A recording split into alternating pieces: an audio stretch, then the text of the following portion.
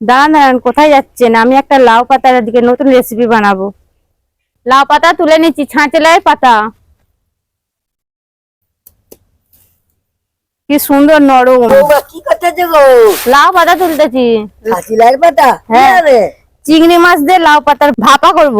ও ও বৌমা, আমি তো কোনোদিন খাইনি।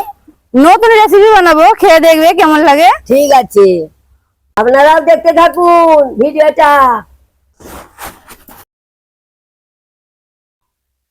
এই দেখো মা, এত পাতাগুলো তুলে নিয়েছি। ঠিক আছে, অনেকগুলোই তো হয়েছে। হুম, এবার হেভি সুন্দর তো। এবার একা কিভাবে নরম বানাবো পাতা, তোমাকে না? দেখাবো, চলো। নরম নরম পাতা। তো বন্ধুরা, আমি যেখানে রান্না করব এসে গেছে এখানে। তো লাউ পাতাগুলো আমি এবার কেটে নেব।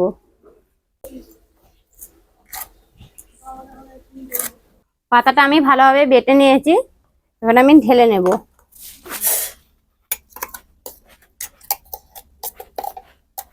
সর্ষে, কালো সর্ষে, কাঁচা লঙ্কা, একটুখানি আদা, টুকরো রসুন রসুন আর দুটো কাজু বাদাম, এইসব উপকরণ একসাথে বেটে নেব। চিংড়ি মাছ আমি ভালোভাবে খোলাটা ছাড়িয়ে নিয়েছি, এবার আমি এর মধ্যে দিয়ে দেব। এবার দেবো হলুদ গুঁড়ো, 1 চামচ লঙ্কার গুঁড়ো, স্বাদ অনুযায়ী নুন, সর্ষে বাটাটা দিয়ে দেবো, 1 চামচ মিট মশলা, কাশ্মীরি লঙ্কা, দেবো সর্ষের তেল, দিয়ে ভালোভাবে মিক্স করে নেব। সামান্য পরিমাণে চিনি দিয়ে দেবো, কারণ লাউ পাতা তো একটু হালসে গন্ধ লাগে। এবার টিফিন বক্সের মধ্যে ভরে নিচ্ছি।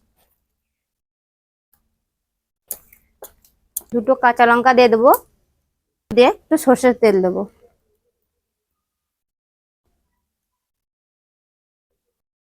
কড়ার মধ্যে জল দিয়ে দিয়েছি এবং ফুটে গেছে, এতে একটা স্ট্যান্ড দিয়ে দিয়েছি। এবার আমি এটা ভাপিয়ে নেব।